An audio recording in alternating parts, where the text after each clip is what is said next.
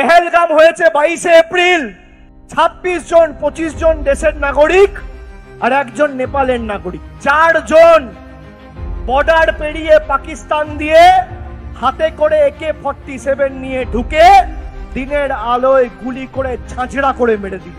তারা আবার জঙ্গলে লুকিয়ে গেল, না পাকিস্তানে চলে গেল, না হাওয়ায় উধাও হয়ে গেল, এখনো কোনো খবর সরকারের কাছে নেই।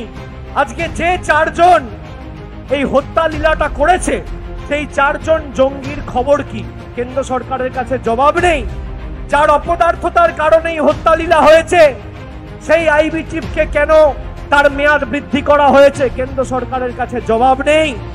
আমরা পাকিস্তানি অকুপাইড কাশ্মীর কেন দখল করছি না, কেন পাকিস্তানের থেকে ছিনিয়ে নিচ্ছি না? কেন্দ্র সরকারের কাছে জবাব নেই। 33টা দেশে আমাদের প্রতিনিধি দল গেছে, এই 33টা দেশের মধ্যে কটা দেশ প্রকাশ্যে আমাদের সমর্থন জানিয়েছে? কেন্দ্র সরকারের কাছে জবাব নেই।